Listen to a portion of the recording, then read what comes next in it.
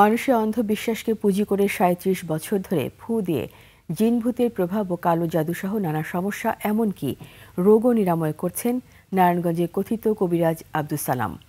একসময়ের ডাব বিক্রেতা ফু বাবা খ্যাত এই কবিরাজ জটিল রোগের চিকিৎসার নামে করছেন প্রতারণা, ফাঁদে ফেলে হাতিয়ে নিচ্ছেন টাকা।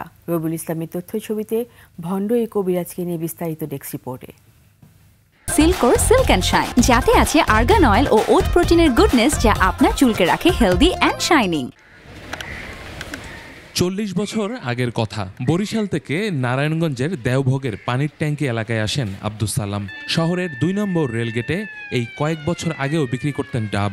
এরপর স্থানীয় মাঝঘাট মসজিদের খাদেম হয়ে নিজেকে আলিম দাবি করে ফু দিয়ে চিকিৎসা করানো শুরু করে জন্ডিস, মাথা ব্যথা, শরীর ব্যথা সহ জিনে ধরা ও কালো জাদুর।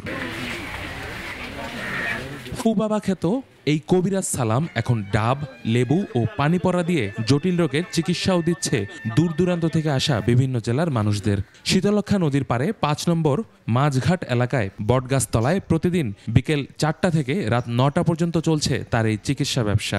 এখানে আসা রোগীরাও সাফাই গাইছেন সালাম কবিরাজের পক্ষে। ডাবটা খাই আমরা ভালো উপকার পাই, তার ডাবটা শরীরের জন্য ভালো। বৌমাকে নিয়ে আইছি জন্টিস, ডাব পরা দিব, ডাব পরা খাইলে ভালো হয়ে যাইব। বর্ষা 18-20 মাস আগে একবার আসছি আমার ছেলের ওয়াইফের জন্য, আর আবার আজকে আসছে আমার ছেলের। অবশ্য স্থানীয়রা বলছে ভিন্ন কথা।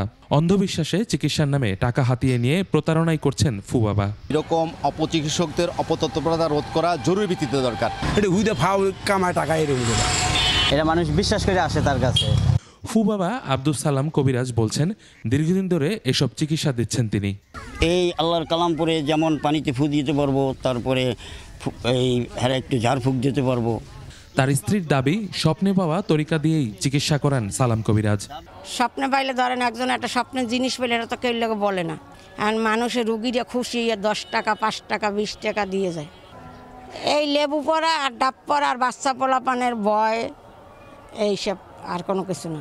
অশিক্ষা আর জনসচেতনতার অভাবেই প্রতারণার সুযোগ নিচ্ছে কথিত কবিরাজরা, দাবি এই চিকিৎসকের। যদি এইগুলোর কেউ মেকানিজম বুঝে, বৈজ্ঞানিক যুক্তি বুঝে, তখন তার ভিতরে এটা আসবে।